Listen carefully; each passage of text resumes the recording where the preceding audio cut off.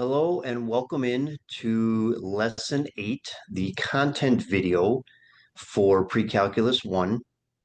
And in Lesson 8, we're going to be talking about modeling equations, applications, aka everybody's nightmare, word problems. So as far as the content go, this is going to be pretty quick, as you'll see from the timestamp on the video. What I'm going to do is try to give you some hints of how to approach these problems. Of course, and even in the examples, I only have a few examples because it's not even possible for me to try to give you enough examples that you're ever going to run into in this class, outside of this class, etc. Because there's literally an infinite number of possibilities, right? Regardless of your situation, it kind of comes back to the basics of how do you build an equation in order to solve what you're looking for. So let me share the document camera here, and I'll kind of give you the tips, sort of the guide as to how to solve word problems. What is it that you should be doing? So first off, solving word problems. The very first thing you should do is read the problem first in its entirety before you ever start writing anything. So even put your pen or pencil down and then read the entire question and try to get some sense in your mind as to what's going on. What is the problem all about? What are they trying to have you solve? Because what happens is people, they start reading and they try to start creating equations as they're reading the problem, and they don't even know what the problem is about.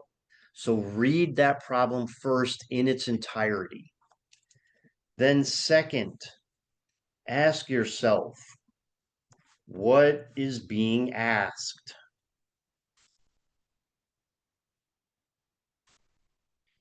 And this is usually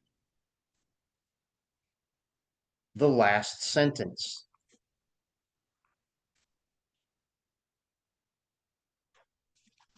So it might give you this long, not even long, it might give you this word problem. And then at the very end, it'll say, how many miles did the car go? Or how tall is the building? Or what direction does the plane have to fly? All different kind of things like that. But it's usually the very last sentence in the problem. And that's why I'm saying read the problem first, because otherwise you don't even know what the question is asking you until the very end. And then you've already started trying to come up with equations. So read the problem first. And then once you're done reading it, ask yourself what's being asked. And that's usually from the last sentence. After that, go back into the problem and define your variables.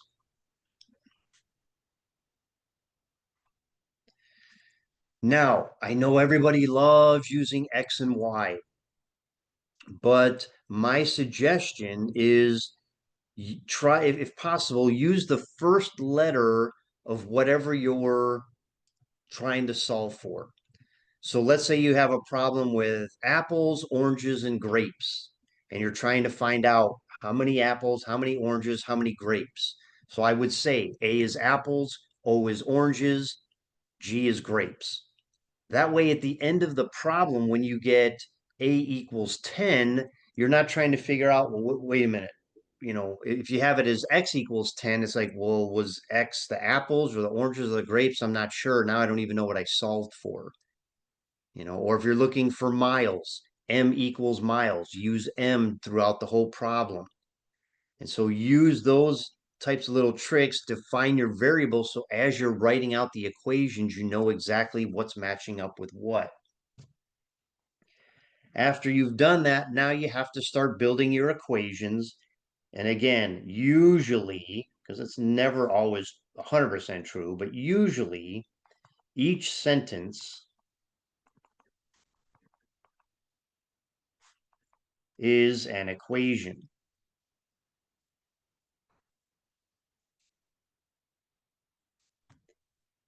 And then finally, look for certain keywords. So for example, if it says equals, if it says is, if it says produces, if it says totals, etc., anything like that, that is your equal sign.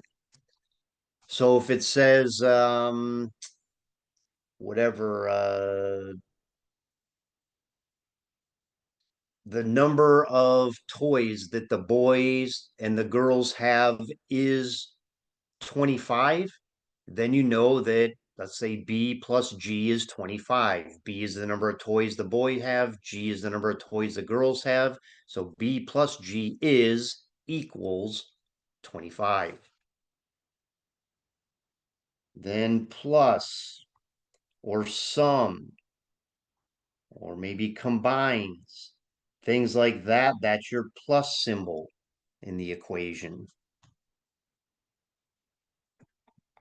And then less or minus or difference.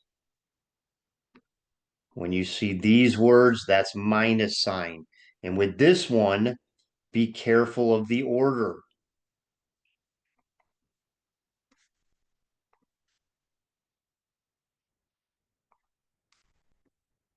So because it's minus sign, you have to be careful with the order that you write the equation. If it's plus sign, it doesn't matter, but minus sign does. So just be careful with that order. And that's it. So again, there's not more right now, at least, that I can provide you as far as content. It's just some of these tricks, unfortunately, and I know this happens a lot. Everyone's like, oh, you just have to practice. Word problems are one of those things that you just have to practice. The more of them you do, the more they start to look the same, the more general ideas are being conveyed. So the more you practice them, the easier they get. So come on back. We'll look at three different problems, some word problems, some different types. We'll try to apply these suggestions and see how, I just noticed I spelled the sentence wrong. We'll see how these tips can hopefully get you through some of these word problems.